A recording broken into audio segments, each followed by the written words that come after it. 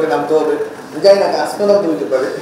তো আমার দায়িত্ব গ্রহণের সময় হচ্ছে যে 28 ফেব্রুয়ারি মাসে, তখন হচ্ছে পুরোটা রমজান মাস, এবং এরপরে এই রাষ্ট্রে বন্ধ ছিল শুধুমাত্র 30 দিন, রমজান মাসের পরে আরো বন্ধ ছিল 30 দিন, 2 মাস আমার চলে গেছে জাস্ট এটার ভিতর দিয়ে। এবং গত 2 মাস ধরে আমি অনিশ্চয়তার ভিতরে আছি যে আমি কখন নামিয়ে যাবো, ঠিক আছে, মানে আমি কখন নামবো এটা আমি জানি না। হ্যাঁ, সো এবং এই মে মাসের আন্দোলন আপনারা দেখছেন। আপনি যখন বন্ধের কথা বললেন, একটা ধারণা ইতিমধ্যে প্রতিষ্ঠিত হয়েছে যে এই সরকার ছুটি ছাটার ব্যাপারে সবচেয়ে উদার, সবাই হ্যাপি, বিশেষ করে যারা ছুটি ছাড়ে। না, এটা তো নাগরিকদের ঈদের ছুটিগুলো একসাথে দেওয়া হচ্ছে। যেমন দুর্গাপূজার ছুটি গত বছর আমরা একদিন বাড়িয়ে দিলাম, এবারও একদিন বাড়িয়ে দেওয়ার পরে দেখা যাচ্ছে 4 দিন একটা ছুটি পাওয়া যাচ্ছে।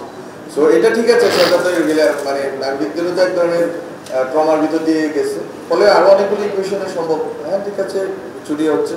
আমি বললাম আর কি যে আমি কতগুলো কর্মদিবস পেলাম, এবং যেটা বললাম গত এই যে মে মাস থেকে তো এই যে রাজনৈতিক দলগুলো বলা শুরু করলো যে ছাত্র উপদেষ্টাদের পদে দেখতে, হ্যাঁ, যে একেবারে আরো কি কি স্লোগান, বিশ্রী স্লোগান, এই যে এখানে বসে, এবং আমার বাসা থেকে আমি শুনতে পাচ্ছিলাম যে স্লোগান হচ্ছে, এটা কাছে যে হাইকোর্টের বিচারপতির বাসভবনের পাশে। তো এই একটা দোলাচলের ভিতরে অন্য সকল উপদেষ্টা যেখানে 8 আগস্টে শপথবদ্ধ হয়েছে, আমার শপথ আমি নিচ্ছি 10 নভেম্বর, কিন্তু আমার দায়িত্ব আমি পেয়েছি হচ্ছে যে 28 ফেব্রুয়ারি, কিন্তু অফিসে আমি বসছি 1 মার্চে, এরপর 1-2 দিন।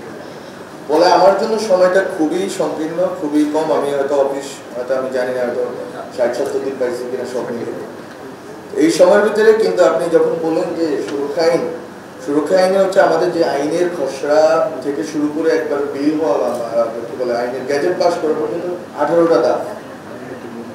18টা ধাপ হয়ে যেতে হবে। এবং আমি সুরক্ষা আইনের খসড়া আমি যদি বললাম বলে আমি দেড় কি 2 মাস আগে আমি হচ্ছে আমার মন্ত্রণালয় বলছি এটাকে আপনি যেভাবে আছে প্রক্রিয়া আছে যে 15টা প্রক্রিয়া শেষ করে আপনি ক্যাবিনেটে নেবেন। ক্যাবিনেট থেকে 2টা ধাপ আছে, ক্যাবিনেট থেকে যাবে প্রধান উপদেষ্টার কাছে, তারপর হচ্ছে যে রাষ্ট্রপতি সাইন করলে এটা গেজেটে হয়ে যাবে। এই জায়গায় এখনো দ্বিতীয় স্তরে এটা পড়ে আছে। তখন আমি বাধ্য হয়ে দেখলাম যে এটা নিয়ে একটা দোলাচল আছে, সাংবাদিকদের সংজ্ঞা নিয়ে কথা চলতেছে। আমার মানে মন্ত্রণালয়ের লোকরা বলতেছে স্যার সাংবাদিকদের সংজ্ঞাটা অস্পষ্ট, এখানে আরো অনেকগুলো ধারা নিয়ে কথা চলতেছে। লেজিসলেটিভ বিভাগে পাঠানো হয়েছে, ওখান থেকে কিছু কনসার্ন ওরা না এখনো মানে লিখিত দেয় না, কিন্তু এর আগে বলেছে যে এরকম কনসার্ন গুলো আছে।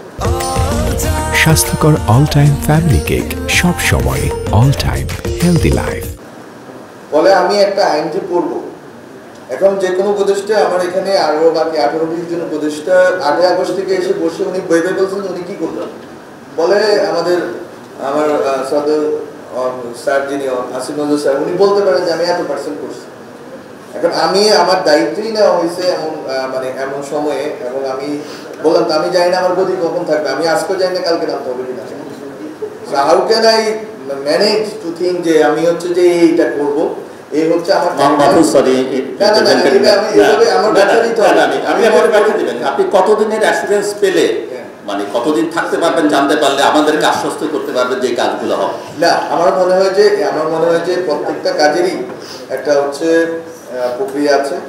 যেমন উনি বললেন লাইসেন্সের ব্যাপারে সরকারের নীতিমালাটা কি, এটা নিয়ে গত 2 মাস ধরে মন্ত্রী পরিষদের ভিতরে একটা ছায়া কমিটি মিটিংয়ে বসতেছে। 2টা মিটিং আমি মাত্র পাইছি, কারণ আমি 5 জন উপদেষ্টাকে একসাথে যেতে হবে, মাত্র 2টা মিটিং আমি করতে পারছি। I can not decide on my own, কারণ ওটা মন্ত্রী পরিষদের যে কমিটি ওনারা ঠিক করবেন, ওনারা 5 জন মিলে ঠিক করবেন, ওনারা আমার সিনিয়র, ওনারা ঠিক করবেন যে এটা কি হবে কি হবে না, then I will go for license, giving license. আমি তো এখানে আমি বললাম তো আমার এই যে মানে সীমাবদ্ধতাগুলো আছে, এটা আমি বাইরে বলতে পারি না। আজকে এই সুবাদে আমি বলে রাখলাম, কারণ আমার তো কালকে নামতে হবে, জানি না আজকে নামতে হতে পারে। সো বিষয়টা হচ্ছে এখানে অন্য উপদেষ্টা যেখানে সার্টেন যে 15 ফেব্রুয়ারি ইলেকশন পর্যন্ত উনি থাকবেন, আমি সার্টেন না যে আমি কতদিন পর্যন্ত থাকবো। এবং আমি সার্টেন হলে আমি আজকে যেমন আমি বলি নতুন কুড়ির হচ্ছে যে যখন আমি শুরু করলাম নতুন কুড়ির পুরো টাইমলাইন আমি ঠিক করলাম। আমি জানি না আমি নতুন কুড়িটা শেষ করে যেতে পারবো, সেটা আমি মনে করি যে সেটা রাজনৈতিক দলগুলো জানবে, এই জন্য রাজনৈতিক দলগুলোর মিটিং আমি আসলাম আর কি, এর আগে মিটিং আসিনি।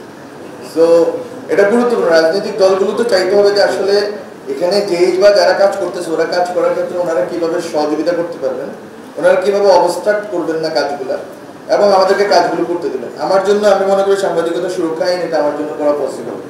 এটা 1 মাস 2 মাসের বিষয় না, যদি আমি কালকেও নেমে যাই, আমি কাজটা শুরু করে দিয়ে গেছি এবং আমার কনসালটেশনগুলো চলতেছে, এটা হয়ে যাবে।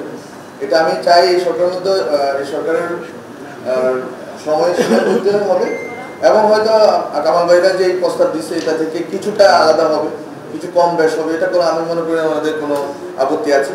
ওনারও একটা কনসালটেশনের ভিতর দিয়ে এখানে আসছেন, আমরা তারপরে একটা ওয়াইডার কনসালটেশনের জন্য চলে গেছি। স্যার আমাকে বললেন যে আপনারা আমাকেও পাঠান, আমি বলছি স্যার আপনি আমাকে মেসেজ করেন কাকে কাকে পাঠাইতে হবে আমি পাঠাই দেবো। আমরা তো চাই যে সবার থেকে নিয়ে আমরা একটা করে দিই, এটা 3 পৃষ্ঠা 4 পৃষ্ঠার মাত্র একটা আইন, কিন্তু প্রক্রিয়াটা 2-3 মাস।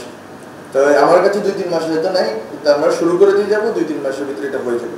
এটা অন্তত হবে, সাংবাদিকতা সুরক্ষা আইনটা যে কোনো মূল্যে আমরা করবো।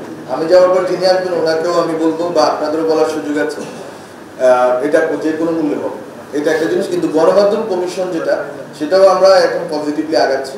একটা সময় পর্যন্ত মন্ত্রণালয়ের ভিতরে অনেক স্টেক হোল্ডার তো আছে, উনি যেটা বলেন দৃশ্যমান অদৃশ্যমান স্টেক হোল্ডার, তো সবাই মিলে একটা চাপ যে গণমাধ্যম কমিশন যদি দিয়ে দেন, গণমাধ্যম কমিশনের পরিধিটা ওনারা একটু বড় করে রাখছেন। এটা হচ্ছে আমার দিক থেকে ক্রিটিক, যে একটু অনেক বড়, যেমন licensing, starting from licensing to many things, like BTV বেতার যে ব্রডকাস্টিং এজেন্সির কথা বলছেন, ওইটাও ওনাদের সাথে সম্পর্কিত হবে।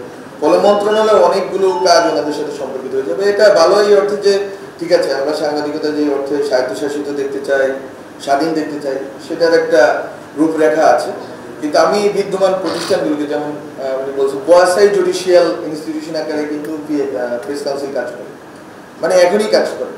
কিন্তু প্রেস কাউন্সিল গঠনের আপনারা দেখছেন যে আমরা একজন সম্পাদককে রাখছি, উনি থাকতে চান নাই। উনি ফেসবুকে লিখলেন যে ওনাকে কেন রাখা হয় নাই, উনি এটা একজন উপদেষ্টা হিসাবে আমার আরো কি কি বললেন, ওনার মতো মতো ইংলিশে বললেন, আমি ইংলিশে জবাব দিচ্ছি।